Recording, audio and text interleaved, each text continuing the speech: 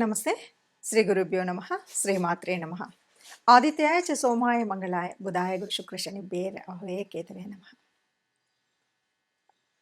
2025 జనవరి మాసానికి మాస ఫలితాలు.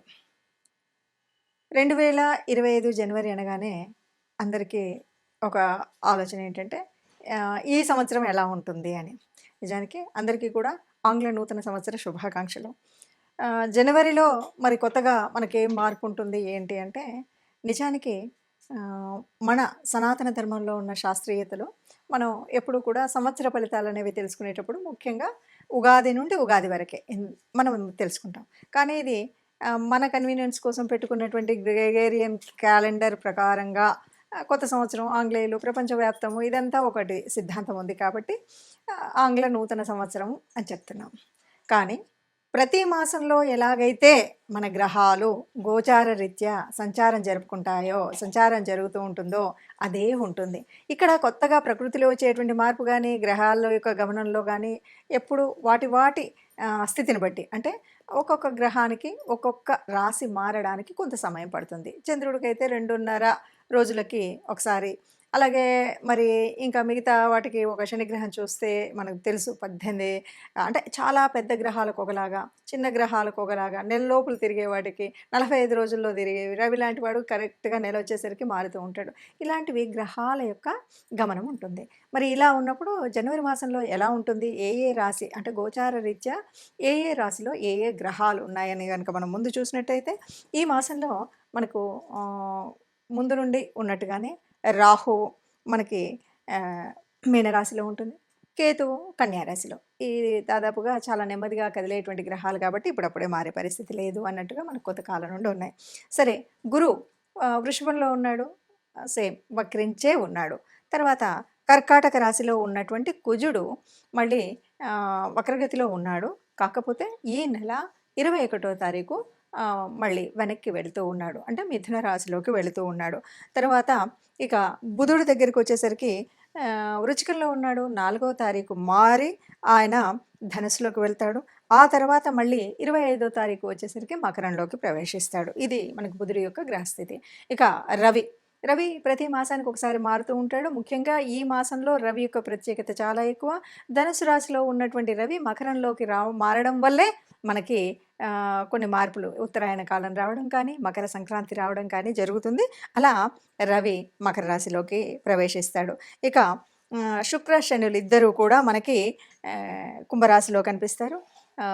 మీనరాశిలో రాహు ఉన్నాడు అని చెప్పుకున్నాం. అయితే శుక్రుడు 28వ తారీఖు మనకి మీనరాశిలోకి వెళ్ళడం అనేటువంటిది ఉంటుంది. మరి ఇలాంటి గ్రహస్థితి ఉన్నప్పుడు అంటే గ్రహాల యొక్క గమనం ఇలా ఉంది. మరి ఇలా ఉన్నప్పుడు ఒక్కొక్క రాశి వారికి ఎలాంటి ఫలితం కనిపిస్తుంది? ఎందుకు అంటే మనకి కొన్ని యోగించే గ్రహాలు ఉంటాయి, కొన్ని యోగించని గ్రహాలు ఉంటాయి. గ్రహాల యొక్క స్థితి, యుతి, దృష్టి వీటన్నింటి మీద మన యొక్క గ్రహస్థితి ఉంటుంది. ఏ మాసానికైనా, ఏ పక్షానికైనా, వారానికైనా దినఫలాల వరకు చూసుకున్నప్పటికి కూడా ఏ రోజుకి ఆ రోజు మారుతూ ఉంటుంది, ఎప్పటికప్పుడు ఉంటుంది. అలా మారుతున్నప్పటికి కూడా మనం దినఫలాలు చూసుకునే వాళ్ళు ఉంటారు, వారఫలాలు ఇలా చూసుకుంటూ ఉంటాం.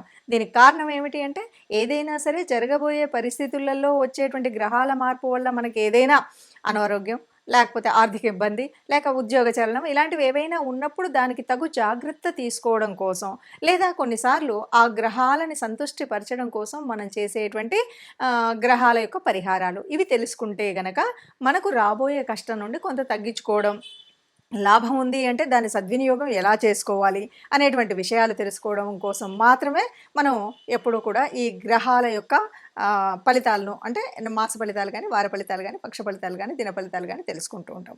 అందులో భాగంగా మరి 2025 జనవరి మాసానికి మాస ఫలితాలు మనం ముందుగా రాశి వారిగా అంటే ఒక్కొక్క రాశి 12 రాశులకు ఫలితాలు తెలుసుకుందాం. మకర రాశి వారికి 2025 జనవరిలో ఎలా ఉంది అని కనుక చూసినట్టయితే మనం మకర రాశి గురించి చెప్పేటప్పుడు ఒక విషయాన్ని చెప్తాం. గత 7 సంవత్సరాల 4 నెలల నుండి ఏళ్ళనాటి శనిలో మగ్గుతూ అనేక కష్టాలు పడి ఏళ్ళనాటి శని ప్రభావం అంతా చూసినటువంటి కాలం.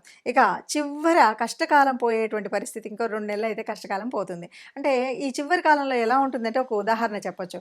మనము ఒక సముద్రాన్ని ఈదుతూ ఉన్నాము, ఈ ఒడ్డు నుండి సముద్రం ఎందుకు ఒక ఒక నదినే ఈదుతున్నాం.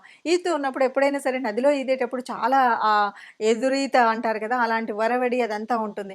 అలా అని మనం చివరికొచ్చాం కదా అని రిలాక్స్ అవుతే ఇప్పటి వరకు అలసిపోయాం. ఈదుతూ శారీరకంగా కష్టపడ్డాం. ఈ చివరికొచ్చిన తర్వాత మనమంతా కూడా హోప్ వదులుకుంటే ఏమవుతుంది? మళ్ళీ జారిపోతాం. అలా కాకుండా ఇప్పుడు వస్తున్నటువంటి ఈ చివరిలో కూడా ఇంకా మనల్ని పరీక్షించేటువంటి పరమాత్మ ఉన్నాడు. ఆ పరమాత్మ పరీక్షిస్తూ ఉంటాడు కాబట్టి ఈ చివరి కాలాన్ని కష్టాలు ఎన్నొచ్చినా సరే ఇక నాకు దగ్గరగా శుభాలొచ్చేటువంటి సమయం వచ్చింది అనేటువంటి ధైర్యంతో, స్థైర్యంతో, మానసికంగా నేను ఇది చేయగలుగుతా అనేటువంటి నమ్మకంతో, మొండితత్వంతో మకర రాశి అంటేనే చాలా మొండి పట్టుదల ఉంటుంది. చాలా పనులు తాము స్వయంగా చేసుకోగలుగుతారు. చాలా పనులు క్రమశిక్షణగా చేసుకోగలుగుతారు. ఇది మకర రాశికి పెట్టింది పేరు. ఎందుకంటే వాళ్ళకి ముందు నుండి కూడా ఏ పని చేయాలన్నా పట్టుదలలో తక్కువ ఉండరు. ఏ పని చేయాలన్నా స్వయంగా చేసుకుంటూ ఉంటారు. ఏ పని చేయాలి అన్నా అంటే కొంచెం కూడా వెనకేయరు. అప్పుడప్పుడు కొద్దిగా బద్ధకం వచ్చినప్పుడు ఆ బద్ధకాన్ని విడితే చాలు చక్కగా ముందుకు వెళతారు. కష్టం కూడా ఇంత కష్టం వచ్చిందా నాకు అని తర్వాత అనుకుంటే తప్ప తెలుస్తుంది కానీ కష్టాన్ని కూడా కష్టంగా అనుభవించకుండా ఇష్టంగా చేసుకునేటువంటి మనస్తత్వం కలిగినటువంటి వాళ్ళు మకర రాశి వాళ్ళు. కాబట్టి మనం ఇక్కడ చేయాల్సింది ఏంటంటే గ్రహచారం ఎలా ఉంది అని ఆలోచించకండి. ముఖ్యంగా మనం చేయాల్సిందేంటి? దైవ పూజలో ఏ లోటు రాకూడదు. కాకపోతే ఒక్కటేమ్మా, అన్ని దానాల్లోకి మించినటువంటి దానం అన్నదానం అంటారు. మకర రాశి వారు ఈ జనవరి మాసంలో ఏదో ఒక మిషతో అన్నదానం చేయండి. తర్వాత ఇంకా కొంచెము భూత ప్రేమ కావాలంటారు. చీమలకు అలాంటి వాటికి కొంచెం పంచదార అక్కడక్కడ వేయడం, ఈశ్వరుడిని మారేడు దళాలతో అభిషేకం చేయించుకోవడం కానీ, ఇలా ఈశ్వరాభిషేకం లేకపోతే మారేడు దళ పూజ ఇలాంటివి చేయాలి. ఈశ్వరుడి యొక్క కృప ఉంటే శనిదేవుడు ఏమీ చేయడు అన్నది మనందరికీ తెలిసినటువంటిదే. అయినా రాస్యాధిపతి శని ఎప్పుడు కూడా నష్టం చేస్తాడంటే నష్టం చేయడం కాదు, ఇంతకు ముందు ఉన్నటువంటి నీ పూర్వపుణ్య ఫలాన్ని అనుభవించేలాగా చేస్తున్నటువంటి వాడే శనిశ్చరుడు. ఎప్పుడు కూడా ఇంకా తర్వాతి కాలంలో నీ కష్టం రాకుండా ఉండేటట్టు చేసేటువంటి వాడే శనిశ్చరుడు. క్రమశిక్షణలో పెట్టేటువంటి వాడే శనిశ్చరుడు. కాబట్టి ఇప్పటివరకు పడేటువంటి కష్టం అని కాదు, ఈ మాసం నుండి మనకేంటంటే చివరిలోకి వచ్చాం. ఈ మాసం కూడా గత మాసాలలాగానే కొద్దిగా హార్డ్గా ఉన్నప్పటికీ ఇవేవీ కాకుండా మనం ఈశ్వర అనుగ్రహం పొందినట్టయితే బాగుంటుంది. పాపగ్రహాల బలం ఎక్కువగా ఉంది, శుభగ్రహాల బలం తక్కువగా ఉంది. కాబట్టి ఈ ఒక్క విషయాన్ని గుర్తుపెట్టుకొని ఇంతకు ముందులాగానే ఓపికతో, శ్రద్ధతో, పట్టుదలతో ఇంక అయిపోయింది మా చెడు కాలం అనేటువంటి భావనతో ఈ జనవరి మాసమే కాదు ఫిబ్రవరి వరకు కూడా మనం అలా చేసినట్టయితే ఇక కష్టాలు లేకుండా హాయిగా ఉండొచ్చు అని చెప్పచ్చు. ఇప్పటివరకు మనం చూసినటువంటి అంటే గ్రహాల యొక్క గమనము, వాటి వల్ల మనకు ఉన్నటువంటి యోగించే గ్రహాలు, యోగించని గ్రహాల మూలంగా మనకు వచ్చేటువంటి కష్టాలు, నష్టాలు. ఇప్పటివరకు కొన్ని రాసులకు అర్ధాష్టమ శనిలో ఉన్నారు, కొన్ని రాసులు ఏళ్ళనాటి శనిలో ఉండి చివరి దశలో ఉన్నారు. ఇలాంటి పరిస్థితుల్లో మనము ఎలా ఏంటి అంటే కనుక ఆలోచించినట్టయితే మరి గ్రహాల యొక్క అనుకూలత ఉండాలి, ఇష్టదేవత యొక్క అనుగ్రహము ఉండాలి. అందుకోసం మనం చేయవలసినటువంటిది ఏమిటి అంటే ముఖ్యంగా ఇక్కడ శని యొక్క వక్రగతి, దీని మూలంగా వచ్చేటువంటి ఫలితాలు ఇవన్నీ మనం చూస్తున్నాం కాబట్టి తప్పకుండా ఈ మాసంలో మాసం పక్షాల్లో అంటే ప్రతి పక్షంలో కూడా ఒకసారైనా కనీసం నవగ్రహ మండపానికి వెళ్ళడం అనేటువంటిది తప్పనిసరిగా చేయాల్సినటువంటిది. మనం రాశి వారిగా చెప్పుకుంటున్నటువంటి మన రాశిలో చెప్పుకున్నటువంటి గ్రహాల అనుకూలత కోసం తప్పనిసరిగా మూల మంత్రాలని చదువుకోవడం ముఖ్యమైనటువంటిది.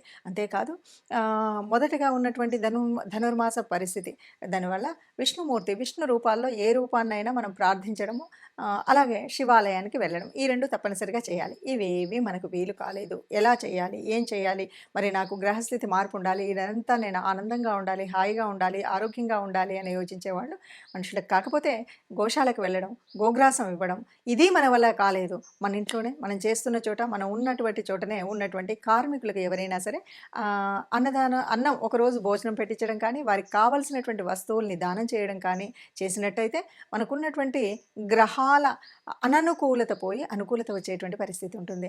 ఎవరైనా సరే అందరం అనుకూలంగా ఉండాలి, గ్రహాల అనుకూలంగా ఉండాలి, దేవతల యొక్క అనుగ్రహం ఉండాలి. దీనికి కూడా దేవతా అనుగ్రహం కోసం ఇష్టదేవతా ప్రార్థన అనేటువంటిది మర్చిపోకుండా చేయాలి. లేదు బయటకు వెళుతున్నాం, ఏ కష్టం రాకుండా ఉండాలి అని అనుకున్నప్పుడు మనం తప్పనిసరిగా ఏదైనా ఒక చిన్న శ్లోకం, రాముడికి సంబంధించినటువంటిది ఏదైనా సరే, ఆపదామపహర్తారాం దాతారాం సర్వసంపదాం లోకాభిరామం శ్రీరామం భూయో భూయో నమామ్యహం అంటాం కదా. ఇది చదివితే ఎప్పుడూ కూడా ఎక్కడా కష్టం ఉండదు. ఇంత పెద్ద శ్లోకం మా కష్టం అంటే అనుకుంటే కనీసం ఆ అమ్మని తలుచుకోండి, శ్రీమాత్రే నమః అనుకోండి. శ్రీమాత్రే నమః అనుకుంటూ మనం ఏదైనా పని మొదలుపెట్టినా, బయటకు అడుగుపెట్టినా మనం ఇలా చేసినట్టయితే మనకు ఉన్నటువంటి కష్టాలన్నీ పోయి అనుకూలమైనటువంటి పరిస్థితులు అన్ని మాసాలలాగానే మనం అందంగా మనందరం కూడా ఆనందంగా ఉండాలి, సంతోషంగా ఉండాలి. ఆ సంతోషంగా ఉన్న వాళ్ళలో మనం తప్పనిసరిగా ఉండాలి అని కోరుకుందాం. సర్వే జనా సుఖినో భవంతు అందాం.